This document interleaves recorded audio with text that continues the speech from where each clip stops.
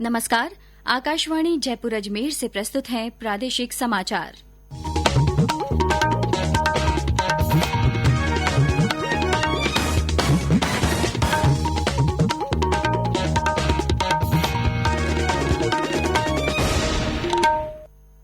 मुख्य समाचार। प्रधानमंत्री नरेंद्र मोदी आज वीडियो कॉन्फ्रेंसिंग के जरिए राज्य के मुख्यमंत्रियों से करेंगे बातचीत। प्रदेश में कोरोना संक्रमित लोगों की संख्या बढ़कर 2185 हुई। 629 लोग कोरोना संक्रमण से हुए मुक्त। राज्य के गृह विभाग ने लॉकडाउन के दौरान अन्य राज्यों से आने वाले मूल निवासियों के लिए जारी किए गए महत्वपूर्ण दिशा निर्देश और प्रदेश में बारिश और ओलावृष्टि के बाद दिन और रात के तापमान में दर्ज की गई गिरावट।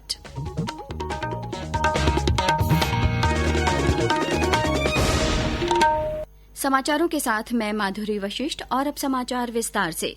प्रधानमंत्री नरेंद्र मोदी आज वीडियो कॉन्फ्रेंस के जरिए राज्य के मुख्यमंत्रियों के साथ बातचीत करेंगे। इसमें मुख्य रूप से कोविड-19 संक्रमण के खिलाफ जारी अभियान पर चर्चा की जाएगी। पिछले महीने से जारी राष्ट्रव्यापी लॉकडाउन के बाद से मुख्यमंत्रियों के साथ प्रधानमंत्री का ये तीसरा संवाद होगा। प्रधानमंत्री मोदी ने सभी मुख्यमंत्रियों के दृष्टिकोण पर विचार करने के बाद ही लॉकडाउन की घोषणा की थी। लॉकडाउन के समाप्त होने के मात्र एक सप्ताह पहले हो रही मुख्यमंत्रियों के साथ ये तीसरी बैठक कई पहलुओं से महत्वपूर्ण मानी जा रही है। प्रदेश में कोरोना संक्रमित लोगों की संख्या बढ़कर 2185 हो गई है। कल राज्य में कोविड-19 के 102 नए मामले सामने आए।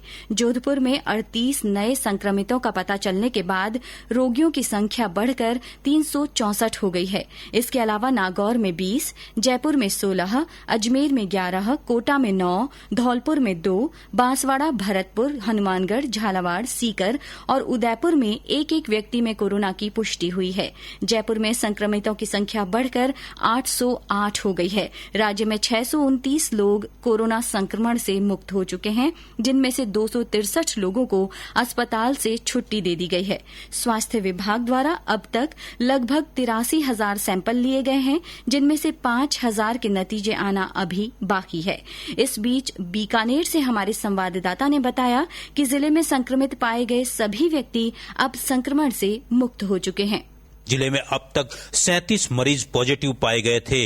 एक महिला की मौत के बाद अब 36 मरीज पूरी तरह से ठीक हो चुके हैं। वहीं एहतियातन तौर पर आज भी कई स्थानों पर कर्फ्यू जारी है। वहीं चिकित्सा विभाग भी युद्ध स्तर पर अपने कार्य को अंजाम देने में जुटा है। घर घर सर्वे से लेकर छिड़काव स्क्रीनिंग भी लगातार जारी है। मैं मोहम्मद रफीक पठान, आकाशवाणी समाचार, बीकानेर।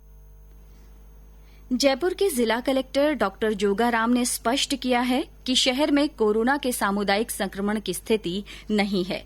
जिला प्रशासन की समीक्षा बैठक के बाद उन्होंने बताया कि शहर में कोरोना के मामले कुछ विशेष स्थानों तक ही सीमित हैं। नए क्षेत्रों में पाए गए संक्रमित लोग वो हैं जो किसी अन्य संक्रमित व्यक्ति के संपर्क में किसी कारणवश आए। जिला कलेक्टर ने हर जरूरतमंद को तैयार भोजन या सूखी राशन सामग्री उपलब्ध कराने के निर्देश दिए हैं। साथ ही ये भी कहा है कि यदि कोई इस सुविधा का दुरुपयोग करे तो उसके खिलाफ कार्रवाई की जाए। उन्होंने मुहाना मंडी में सोशल डिस्टेंसिंग की पालना के लिए पुलिस जाब्ता तैनात करने के भी निर्देश दिए। केंद्रीय कृषि एवं किसान कल्याण राज्य मंत्री कैलाश चौधरी ने कहा है कि कोरोना महामारी के दौरान केंद्र सरकार ने किसानों के हितों का पूरा ध्यान रखा है। उनके लिए कई कदम उठाए गए हैं। उन्होंने अपने आवास से कल वीडियो कॉन्फ्रेंसिंग के जरिए प्रेस वार्ता को संबोधित करते हुए ये बात कही। उन्होंने बताया कि सरकार ने किसान सम्मान निधि के तहत प्रत्येक किसान के खाते में 2,000 रूपये पहुंचाने का काम किया है। कोरोना की इस महामारी के बीच किसानों के लिए भारत सरकार ने कई ऐतिहासिक फैसले किए। किसान रथ ऐप प्रारंभ किया, एक हेल्पलाइन नंबर भी तय किया। ई-नाम मंडी के अंदर हमने जो 585 मंडियां थी उसको बढ़ाकर 1,000 तक करने का काम किया। किसानों के लिए समय पर खरीद भी प्रारंभ की और ऋण के लिए जो 1 मार्च का समय था उसको बढ़ाकर हमने 31 मई तक का समय किया गया। और बहुत ही अच्छा निर्णय ये हुआ कि पंचायत स्तर पर भी कोऑपरेटिव के माध्यम से किसान अपनी फसल को बेच सकता है। प्रादेशिक समाचार बुलेटिन आप हमारे ट्विटर हैंडल @AIRnews_ जयपुर पर फॉलो कर सकते हैं। समाचारों का ये बुलेटिन हमारे Facebook page all India radio news Jaipur और यूट्यूब पर राजस्थान AIR न्यूज पर उपलब्ध है। ये समाचार आप न्यूज ऑन AIR ऐप पर भी सुन सकते हैं। राजस्थान पुलिस द्वारा लॉकडाउन और सरकार के दिशा निर्देशों का पालन नहीं करने वाले लोगों के खिलाफ बड़ी संख्या में कार्रवाई की गई है। पुलिस द्वारा जारी आंकड़ों में बताया गया है कि 23 मार्च से अब तक निषेधाज्ञा का उल्लंघन करने पर पूरे प्रदेश में 1503 मुकदमे दर्ज किए गए हैं। इन मामलों में 2376 लोगों को गिरफ्तार किया गया है। सोशल मीडिया पर भ्रामक और उकसाने वाली पोस्ट भेजने और शेयर करने को लेकर 191 प्राथमिकी दर्ज की गई हैं, जिनमें 162 लोगों को गिरफ्तार किया है। इस तरह के सबसे ज्यादा 23 प्रकरण जैसलमेर में दर्ज किए गए हैं। लॉकडाउन की अवधि में नियमों का उल्लंघन करने पर प्रदेश में 1,07,000 से ज्यादा वाहनों को जब्त किया गया है। राज्य के गृह विभाग ने लॉकडाउन के दौरान अन्य राज्यों से राजस्थान में आ रहे मूल निवासियों के लिए महत्वपूर्ण दिशा निर्देश जारी किए हैं। विभाग के अतिरिक्त मुख्य सचिव राजीव स्वरूप ने बताया कि सीमा वाले जिलों में चेक पोस्ट बनाए जाएंगे, जहां सभी आने वालों का रजिस्ट्रेशन किया जाएगा। उन्होंने बताया कि प्रत्येक पटवारी अपने पटवार हल्का क्षेत्र के लिए उत्तरदायी होगा। यदि उसे किसी व्यक्ति के गांव वापस लौटने की सूचना मिलती है तो वो तहसीलदार उपखंड अधिकारी को इसकी जानकारी देगा। इस काम में BLO पटवारी की सहायता करेंगे। शहरी क्षेत्र के लिए भी यही व्यवस्था होगी।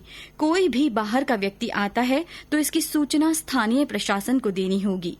बाहर से आने वाला व्यक्ति 14 दिनों के लिए अपने घर के अंदर क्वारंटीन में रहना होगा। उन्होंने लोगों से अपील की कि यदि कोई इसका उल्लंघन करता है तो सूचना स्थानीय प्रशासन को दी जाए, ताकि उसे प्रशासन के क्वारंटीन सेंटर में रखा जा सके। राष्ट्रपति रामनाथ कोविंद ने भारतीय केंद्रीय चिकित्सा परिषद CCIM के स्थान पर बोर्ड ऑफ गवर्नर्स नियुक्त किए हैं। बोर्ड ऑफ गवर्नर्स में अध्यक्ष सहित 10 सदस्यों का मनोनयन किया गया है, जिसमें जयपुर स्थित राष्ट्रीय आयुर्वेद संस्थान के निदेशक डॉ संजीव शर्मा भी शामिल हैं। प्रोफेसर शर्मा कोरोना के लिए आयुष मंत्रालय द्वारा जारी की जाने वाली एडवाइजरी कमेटी के भी सदस्य हैं। केंद्र सरकार द्वारा लॉकडाउन की अवधि के दौरान किसानों की मदद और कृषि गतिविधियों को आसान बनाने के लिए तैयार किए गए किसान रथ ऐप पर अब तक 1,50,000 से अधिक किसानों और व्यापारियों ने पंजीकरण कराया है। इसके माध्यम से किसान और व्यापारी आसानी से फसलों की खरीद और बिक्री कर रहे हैं।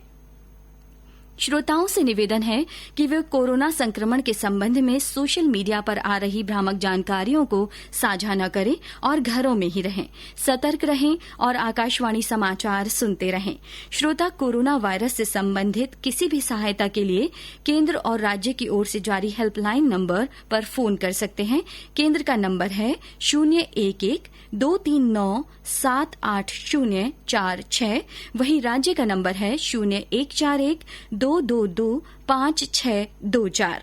स्वास्थ्य मंत्रालय द्वारा जारी टोल फ्री नंबर 1075 पर भी जानकारी हासिल की जा सकती है। कोरोना वायरस से जुड़ी जानकारी के लिए ईमेल ID ncov2019@gmail.com और व्हाट्सएप नंबर 9013151515 भी जारी किए गए हैं। राज्य में कई स्थानों पर बारिश और ओलावृष्टि के बाद ज्यादातर स्थानों पर दिन और रात के तापमान में गिरावट दर्ज की गई है। मौसम विभाग की ओर से बताया गया है कि कल सुबह से शाम तक सीकर में 5.2 मिलीमीटर और डबोक में 1.2 मिलीमीटर बारिश दर्ज की गई। जयपुर और अजमेर में देर शाम कुछ स्थानों पर हल्की से मध्यम दर्जे की बरसात हुई। सीकर में कई स्थानों पर ओले गिरने और तेज हवाओं के कारण बिजली आपूर्ति बाधित होने के समाचार मिले हैं।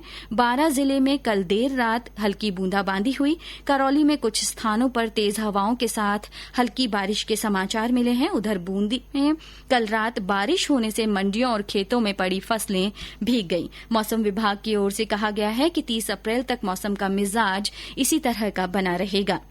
और अंत में मुख्य समाचार एक बार फिर। प्रधानमंत्री नरेंद्र मोदी आज वीडियो कॉन्फ्रेंसिंग के जरिए राज्यों के मुख्यमंत्रियों से बातचीत करेंगे। प्रदेश में कोरोना संक्रमित लोगों की संख्या बढ़कर 2185 हुई।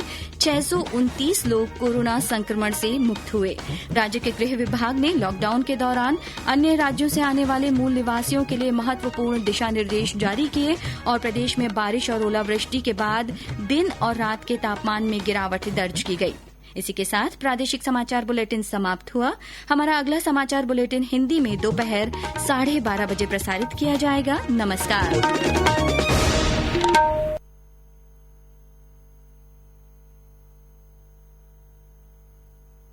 ये आकाशवाणी जयपुर अजमेर है।